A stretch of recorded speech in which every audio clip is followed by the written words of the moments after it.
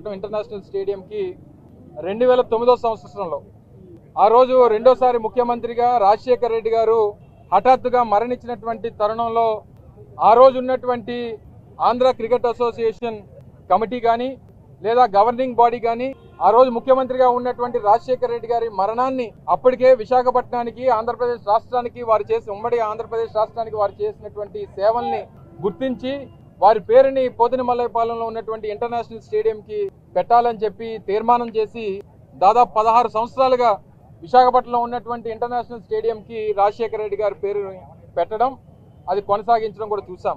అనేక సంవత్సరాలుగా అంతర్జాతీయ మ్యాచ్లు కానీ లేదా ఇప్పుడు జరుగుతున్నటువంటి ఐపీఎల్ మ్యాచ్లు కానీ లేదా ఇతర జాతీయ స్థాయిలో అయినటువంటి క్రికెట్ మ్యాచెస్ కానీ రాజశేఖర్ రెడ్డి గారి పేరిట ఉన్నటువంటి స్టేడియంలో జరిగేవి. కానీ గడిచినటువంటి 9 నెలల క్రితం రాష్ట్రంలో ప్రభుత్వం మారిన తర్వాత, కూటమి ప్రభుత్వం అధికారంలోకి వచ్చిన తర్వాత అసలు వైఎస్ఆర్ అనేటువంటి బ్రాండ్ ఈ రాష్ట్రంలో ఉండడానికి వీల్లేదు, వైఎస్ఆర్ కాంగ్రెస్ పార్టీ ఉండడానికి వీల్లేదు, వైఎస్ఆర్ బ్రాండ్ ఉండడానికి వీల్లేదు, రాజశేఖర్ రెడ్డి గారి పేరుని ఎక్కడా కూడా కనబడకుండా చేయాలనేటువంటి వారి తాపత్రయం గడిచినటువంటి 9 మాసాలుగా చూసాం. 2024 జూన్లో వారు అధికారంలోకి రావడమే నాగార్జున యూనివర్సిటీలో ఉన్నటువంటి రాజశేఖర రెడ్డి గారి విగ్రహాన్ని తొలగించారు. బాపట్లలో అయితే రాజశేఖర రెడ్డి గారి విగ్రహానికి ఏకంగా నిప్పు పెట్టారు. సీతకొండ దగ్గర ఆ రోజు వైఎస్ఆర్ కాంగ్రెస్ పార్టీ ప్రభుత్వంలో అభివృద్ధి చేసినటువంటి బీచ్ వ్యూ పాయింట్ ఏదైతే ఉందో దానికి వైఎస్ఆర్ వ్యూ పాయింట్ అని పెడితే దాన్ని ధ్వంసం చేశారు. ఇక అనేక పథకాలకి, ఆరోగ్యశ్రీ పథకానికి కానీ ఇతరగా ఆ రోజు మా హయాంలో వచ్చినటువంటి రైతు భరోసా కేంద్రాలకు కానీ వీటన్నిటిని కూడా పేర్లు తొలగించినటువంటి సందర్భాలు చూసాం. చివరికి ఇది ప్రభుత్వం ఆధీనంలో లేకపోయినా ఆంధ్ర క్రికెట్ అసోసియేషన్ ఆధ్వర్యంలో, బీసీసీ ఆధ్వర్యంలో ఉన్నటువంటి ఇంటర్నేషనల్ స్టేడియంకి మీరు చూస్తే ఆ ఇంటర్నేషనల్ టికెట్స్ కూడా ఏదైతే టికెట్స్ ఇష్యూ చేసినప్పుడు కానీ లేదా మొన్న రీసెంట్గా రేపు 24న జరగబోతున్నటువంటి ఐపీఎల్ మ్యాచెస్లో సంబంధించినటువంటి టికెట్లు ఇష్యూ చేసినప్పుడు కానీ దాని మీద కూడా వైఎస్ఆర్ స్టేడియం అనే మెన్షన్ చేశారు. తీరా ఈరోజు మీరు చూడండి, అక్కడ నూతనంగా ఒక ఆర్చ్ని నిర్మించారు. అలాగే స్టేడియంకి సంబంధించినటువంటి ఫసాడ్ కూడా నూతనంగా నిర్మాణం చేశారు. ఈ గేటు కూడా పూర్వం నుంచి ఆర్వీవీకే ప్రసాద్ గారి పేరిట మెయిన్ ఎంట్రన్స్ గేట్గా దానికి నామకరణం ఉంది. మరి దాన్ని ప్రసాద్ గారి పేరు పెద్దలు ఆర్వీవీకే ప్రసాద్ గారి పేరుని కొనసాగించారు. పైన ఉన్నటువంటి డాక్టర్ వైఎస్ఆర్ పేరుని మాత్రం పూర్తిగా తొలగించినటువంటి విషయాన్ని ఇక్కడ నేరుగా మీకు కనబడతా ఉంది, ఇక్కడ కనబడతా ఉంది. ఆ పైన ఉన్నటువంటి స్టేడియం పైన ఉన్నటువంటి ఆ నేమింగ్ చేసినప్పుడు కూడా ఆ ఫసాడ్లో కూడా కేవలం ఏసీఏ వీడీసీఏ ఇంటర్నేషనల్ స్టేడియం అని చెప్పి క్రికెట్ స్టేడియం అని చెప్పి మెన్షన్ చేశారు తప్ప రాజశేఖర రెడ్డి గారి పేరుని ఎక్కడా కూడా వారు మెన్షన్ చేయడం కానీ వారు ఎక్కడ వారి పేరు రాయడం కానీ లేదు. ఇది కూడా ఇక్కడ ఉన్నటువంటి రాజశేఖర రెడ్డి గారి విగ్రహం ఇది మేము పెట్టిందో లేదా ప్రభుత్వం పెట్టిందో కాదు, నేరుగా ఆ రోజు ఆంధ్ర క్రికెట్ అసోసియేషన్ ఆధ్వర్యంలో ఆ రోజు రాజశేఖర రెడ్డి గారి విగ్రహాన్ని ఇక్కడ స్థాపించారు. దానికి ఎంట్రీ గేట్ కూడా మీరు చూసుంటారు. ఇప్పుడు మేము పూలదండ వేయడానికి వెళ్ళినప్పుడు కూడా స్టేడియం లోపలికి వెళ్ళి దానికి ఎంట్రన్స్ ఉందనేటువంటి విషయాన్ని కూడా మీరు అందరూ కూడా గమనించారు.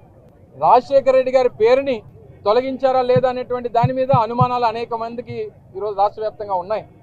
ఎక్కడ కూడా ఈ రోజు వరకు ఈ 48 గంటల్లో ఆంధ్ర క్రికెట్ అసోసియేషన్ ముందుకొచ్చి మేము తొలగించామని చెప్పరు, మేము ఉంచామని చెప్పరు, మేము తీర్మానం చేశామని చెప్పరు, లేదా మా మీద ప్రభుత్వం ఒత్తిడి ఉందని చెప్పరు, లేదా ప్రభుత్వం దగ్గర మంచి మార్కులు కొట్టేయడానికి కమిటీలో ఉన్నటువంటి 2 ఎంపీలు ఈరోజు ఆంధ్ర క్రికెట్ అసోసియేషన్ ప్రెసిడెంట్ గాను సెక్రటరీ గాను ఉన్నటువంటి ఒక రాజ్యసభ ఎంపీ, ఒక లోక్సభ ఎంపీ, తెలుగుదేశం పార్టీకి సంబంధించినటువంటి 2 నేతలు ఈరోజు ఆంధ్ర క్రికెట్ అసోసియేషన్ నడుపుతా ఉన్నారు.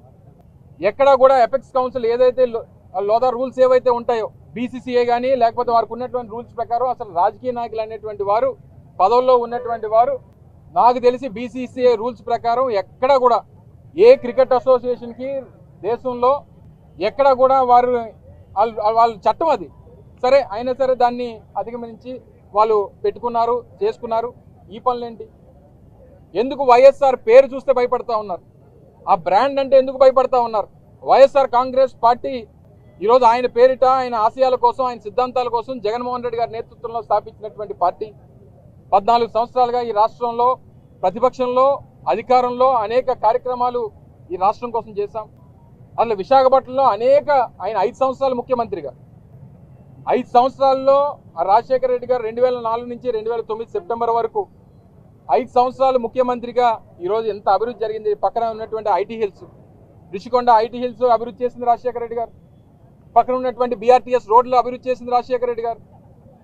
ఆరిలోలో ఉన్నటువంటి హెల్త్ సిటీ అభివృద్ధి చేసింది రాజశేఖర రెడ్డి గారు. అసలు ఈరోజు మా మేయర్గా గ్రేటర్ విశాఖ మున్సిపల్ కార్పొరేషన్ అనేటువంటిది ఈరోజు అంతర్జాతీయ స్థాయిలో అతిపెద్ద మున్సిపల్ కార్పొరేషన్గా ఈరోజు ఆంధ్రప్రదేశ్ రాష్ట్రంలో ఈరోజు అవతరించిందనంటే ఆ రోజు జీవీఎంసీగా దాన్ని అవతరించినటువంటి దానికి సహకరించింది రాజశేఖర రెడ్డి గారు. బిహెచ్పివి లాంటి ప్లాంట్లని విశాఖపట్నంలో ఆ రోజు ప్రైవేటైజ్ అయిపోయి అట్లా అమ్మేద్దామని చెప్పి చూసినటువంటి ఆ రోజు ఉన్నటువంటి ప్రభుత్వాన్ని ఆపి దాన్ని కాపాడి బిహెచ్ఎల్లో విలీనం చేసింది రాజశేఖర రెడ్డి గారు. షిప్ యార్డ్ని కాపాడింది రాజశేఖర రెడ్డి గారు. విశాఖపట్నం స్టీల్ ప్లాంట్ని అభివృద్ధి చేయాలని ఆ రోజు డిజిన్వెస్ట్మెంట్ వైపు ఆ రోజు ఉన్నటువంటి ఎన్డీఏ ప్రభుత్వం అడుగులు వేస్తే రాజశేఖర రెడ్డి గారు ముఖ్యమంత్రి అయిన తర్వాత స్టీల్ ప్లాంట్ని కాపాడి మళ్ళీ దాన్ని ఎక్స్పాన్షన్ వైపు తీసుకెళ్లి అక్కడ ఉన్నటువంటి ఏదైతే నిర్వాసితులు ఉన్నారో వారికి ఉద్యోగ అవకాశాలు కల్పించి విశాఖపట్నానికి ఫైనాన్షియల్ క్యాపిటల్గా ఈరోజు ఈ స్థాయికి తీసుకొని వచ్చింది రాజశేఖర రెడ్డి గారు. ఈరోజు ఈ ప్రాంతానికి ఇన్ని కార్యక్రమాలు చేసినటువంటి రాజశేఖర రెడ్డి గారి పేరుని ఆ రోజు గుర్తించి ఆంధ్ర క్రికెట్ అసోసియేషన్ వారి పేరుని ఇంటర్నేషనల్ స్టేడియంకి పెడితే మీకు ఏంటి అభ్యంతరం? ఈరోజు మీకు ఏ ఇబ్బంది వచ్చింది? మీకు ఎలాగా పేర్లు పెట్టడం ఇష్టం ఉండదు. మీ నాయకుడు ఆ రోజు ఎన్టీ రామారావు గారి పేరు, జగన్మోహన్ రెడ్డి గారు ముఖ్యమంత్రిగా ఉండగా ఆ రోజు కొత్తగా జిల్లాలు ఏర్పాటు అయితే జిల్లాలు ఏర్పాటు అయినప్పుడు రాష్ట్రంలో నూతనంగా మరో 13 జిల్లాలు అవతరిస్తుంటే ఎన్టీ రామారావు గారు పుట్టి పెరిగినటువంటి ఆయన జిల్లా కృష్ణా జిల్లాలో ఒక జిల్లాకి వారి పేరు పెట్టాలని చెప్పి ఎన్టీఆర్ జిల్లాని స్థాపించింది జగన్మోహన్ రెడ్డి గారు. 4 సార్లు ముఖ్యమంత్రిగా పనిచేశారు చంద్రబాబు నాయుడు. ఏ రోజన్నా ఎన్టీ రామారావు గారి పేరు ఒక జిల్లాకు పెట్టాలనేటువంటి ప్రయత్నం ఏ రోజైనా చేశారా? వారు ముఖ్యమంత్రిగా ఉన్నప్పుడే కదా వారు మరణించారు. అసలు చావుకు మరణమైనటువంటి వారు మీరెలా పెడతారు పేరు? వాళ్ళు ఎన్టీ రామారావు గారు చావుకు కారణమైనటువంటి మీరే పేరు పెడతారని చెప్పి అంత గొప్ప హృదయం మీకు ఉంటుందని ఎవరు ఆశిస్తారు? ఏ రోజు భారతరత్న గురించి మాట్లాడరు. మీకు ఎప్పుడో మహానాడు అయితే ఆయన పుట్టినరోజు వస్తే ఆ ఒక్కరోజు మాత్రం తీర్మానం చేస్తారు మహానాడులో ఎన్టీ రామారావు గారికి భారతరత్న ఇవ్వాలని. ఈరోజు ఇన్ని కార్యక్రమాలు చేసి ఏ రోజు మీరు 9 నెలల్లో మీరు అధికారంలోకి వచ్చి పరిపాలన మీద శ్రద్ధ పెట్టండి అంటే లేదు, ఉండి పేర్లు తీసేస్తాం, రంగులు మార్చేస్తాం, లేకపోతే ఆయన్ని కొడతాం, ఈయన్ని కొడతాం, వాడిని హింసిస్తాం, వీడిని హింసిస్తాం. ఈరోజు ఎన్ని మా శిలాఫలకాలు, నేను మంత్రిగా వేసినటువంటి శిలాఫలకాలు, లేదా మా శాసనసభ్యులు ఆ రోజు శాసనసభ్యులుగా ఉన్నప్పుడు వేసినటువంటి శిలాఫలకాలని రావడం శిలాఫలకాలని చెదగొట్టడం ఏంటి? దాన్ని ధ్వంసం చేయడం ఏంటి? రైతు భరోసా కేంద్రాలు, వెల్నెస్ క్లినిక్లు, గ్రామ సచివాలయాలు, ఇన్ని కార్యక్రమాలు, మెడికల్ కాలేజీలు వాటిని ప్రైవేట్ పరం చేయాలి. పోర్టులు నిర్మాణం చేస్తూ ఉన్నాం, వాటిని ప్రైవేట్ పరం చేయాలి.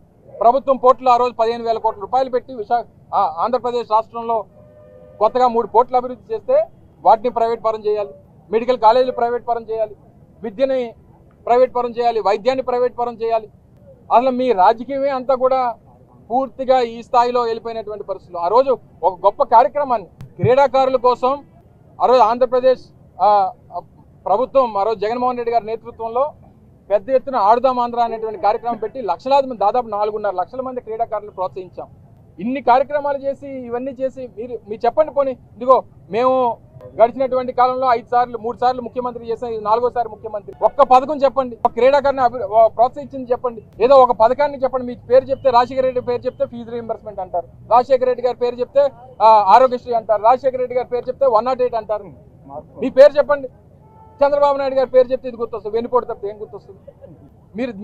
మీరు దానికి పేటెంటు, రాజశేఖర రెడ్డి గారు వీటికి పేటెంటు. రైతులకు సంబంధించి పెద్ద ఎత్తున ఆ రోజు ఉచిత విద్యుత్ ఇస్తామనంటే వైర్ల మీద బట్టలు ఆరబెట్టుకోవాలా అని చెప్పి అడిగాడు. వ్యవసాయం దండగా అన్నారు, కానీ దాన్ని పండగ అని చెప్పి నిరూపించాడు రాజశేఖర రెడ్డి గారు. తర్వాత అనేక కార్యక్రమాలు చేస్తాం, అనేక కార్యక్రమాలు ఒకటి మేము చెప్పుకుంటూ పోతే గ్రామ సచివాలయ వ్యవస్థలు కానీ ఇన్ని కార్యక్రమాలు చేస్తాం. మీరు పేరును తొలగిస్తే, రాజశేఖర రెడ్డి గారి పేరును తొలగిస్తే గుండెల్లోంచి అందరి గుండెల్లోంచి చెరిగిపోతాయి, మర్చిపోతారు అనుకుంటే మీ అమాయకత్వం.